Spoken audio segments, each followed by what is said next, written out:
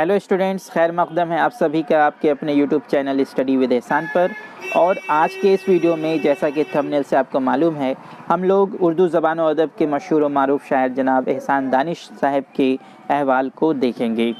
तो चलिए इस वीडियो को शुरू करते हैं बिना देर किए हुए। तो आप देख सकते हैं स्क्रीन पर, मारूफ शायर एहसान दानिश माशी तंगी के सबब मजदूरी भी किया करते थे। यस, यहाँ पर एक प्रिंटिंग मिस्टेक है, मजदूरी को मजदूर लिख दिया गया है। आप यहाँ पर एक ये को बढ़ा देंगे, मजदूरी भी किया करते थे। माशी तंगी मतलब पैसे की तंगी जो थी उसके सबब उन्हें, उसकी वजह से उन्हें मजदूरी भी करनी पड़ती थी। इसी दौरान एक बार उन्होंने पंजाब यूनिवर्सिटी में यौमिया मजदूरी पर रहट चलाया था। यस, यौमिया मतलब डेली मजदूरी पर, डेली बेसिस पे जो मजदूरी मजदूरों को दी जाती है, तो उस बेसिस पर भी यौमिया मजदूरी पर उन्होंने रहट चलाया था। रहट पानी खींचने की एक मशीन होती है जिसे आमतौर पर जानवर चलाते हैं, बैल चलाते हैं, लेकिन जहाँ पर जानवर मौजूद ना हो तो आदमी से भी ये काम लिया जाता है। तो एहसान दानिश ने पंजाब यूनिवर्सिटी के बनने के दौरान डेली बेसिस पे, डेली की मजदूरी पर, जिसे उर्दू में यौमिया मजदूरी लिखा गया है, यौमिया मजदूरी पर रहट चलाया था। और मैंने आपको बता दिया रहट क्या है। ये पानी खींचने की एक मशीन होती है जो आमतौर पर जानवर चलाते हैं, लेकिन जहाँ जानवर मौजूद ना हो या किसी दूसरी वजह से लोगों से भी ये काम लिया जाता है। हर शख्स अपनी यादगार छोड़ना चाहता है ताकि लोग उसकी मौत के बाद भी इस निस्बत से उन्हें याद करते रहें। यस, और जैसा कि आपको मालूम है कि आदमी की फितरत होती है कि हर शख्स अपनी यादगार छोड़ना चाहता है ताकि उसकी मौत के बाद भी उस निस्बत से उन्हें याद किया जाता रहे। एहसान दानिश की भी यही ख्वाहिश थी, चुनांचा वह अपनी यादगार के तौर पढ़ने लिखने से मुतल्लिक़ कई चीज़ें छोड़ना चाहते थे। और क्योंकि एहसान दानिश भी एक इंसान थे, इसलिए उनके दिल में भी ये ख्वाहिश थी कि वो भी कुछ यादगार छोड़ जाएं ताकि दुनिया उनके बाद भी उन्हें याद करती रहे। तो वो किस तरह की चीज़ें यादगार के तौर पर छोड़ना चाहते थे? तो पढ़ने लिखने से मुतल्लिक़ कई चीज़ें छोड़ना चाहते थे। आपने देखा यहाँ पे क्लियर लिखा हुआ है, पढ़ने लिखने से मुतल्लिक़ कई चीज़ें छोड़ना चाहते थे। एहसान दानिश पंजाब यूनिवर्सिटी में मज़दूर की हैसियत से काम कर चुके थे। बेशक आपने ऊपर देखा, दूसरे ही जुमले में ये बात आई है कि उन्होंने पंजाब यूनिवर्सिटी में यौमिया मजदूरी पर रहट चलाया था।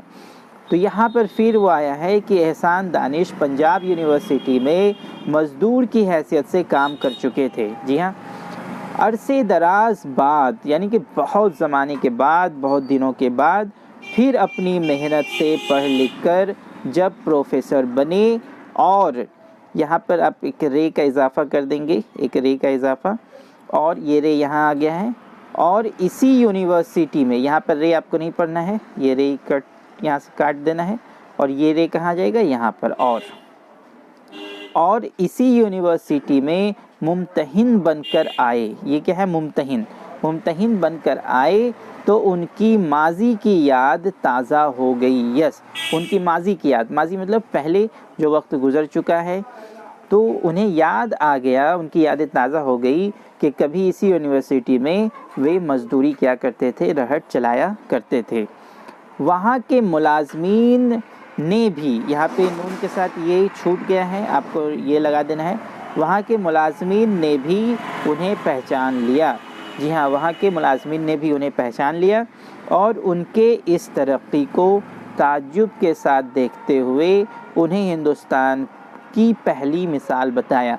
यहाँ पे आपको को नहीं करना है, को नहीं पढ़ना, यहाँ पे क्या पढ़ना है, की, काफ ये ज़ेर की। यस, साथ देखते हुए उन्हें हिंदुस्तान की पहली मिसाल बताया। चलिए, इस पर एहसान दानिश ने मुलाजमीन से कहा कि चौंकने की ज़रूरत नहीं है। उन्होंने वहाँ के मुलाजमीन जिन्होंने एहसान दानिश साहब को पहचान लिया था, तो एहसान दानिश ने उनसे कहा कि चौंकने की ज़रूरत नहीं है। वह चाहते हैं कि एक मज़दूर यूनिवर्सिटी बनाऊं, और अगर ज़िंदगी ने मौका दिया, यहाँ पर भी आप इसे के नहीं पढ़ेंगे, आपको क्या पढ़ना है, ने, ज़िंदगी ने موقع دیا اور حالات صحیح رہے تو اپنی تصانیف کے علاوہ ایک اعلیٰ معیار کی لائبریری بھی قائم کریں گے۔ جی ہاں، انہوں نے کیا کہا وہاں کے ملازمین سے جنہوں نے احسان دانش صاحب کو پہچان لیا تھا؟ تو احسان دانش صاحب نے کہا کہ چونکنے کی ضرورت نہیں ہے، وہ چاہتے ہیں کہ ایک مزدور یونیورسٹی بناؤں، اور اگر زندگی نے موقع دیا اور حالات صحیح رہے تو اپنی تصانیف کے علاوہ ایک اعلیٰ معیار کی لائبریری بھی قائم کریں گے۔ جی ہاں، تو انہوں نے کہا کہ اگر زندگی نے موقع دیا اور حالات بھی صحیح رہے تو وہ اپنی تصانیف کا مطلب ہوا تصنیف کی جمع، یہاں پر تصانیف ہے۔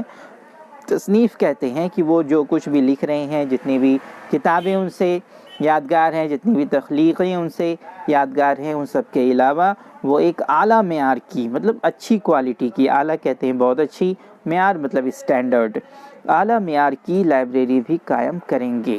جی ہاں، تو انہوں نے ان کی یہ خواہش تھی کہ اگر زندگی نے ساتھ دیا اور حالات بھی صحیح رہے تو اپنی تصانیف جو ان کی ہیں وہ تو ہیں ہی، اس کے علاوہ بھی وہ ایک اچھی، بہت اچھی لائبریری بھی قائم کرنا چاہتے ہیں اور ایک مزدوروں کے لیے ایک یونیورسٹی بھی بنانا چاہتے ہیں۔ تو یہ احسان دانش کے احوال تھے جو کہ احسان دانش صاحب سے متعلق کوئی بھی کوشچن اگر آیا اور ان کے حالات آپ کو بیان کرنے ہیں تو اتنا بھی آپ لکھ دیں گے تو یہ بہت ہے، کافی ہے، اور ایگزام میں آپ کو اچھے مارکس مل جائیں گے۔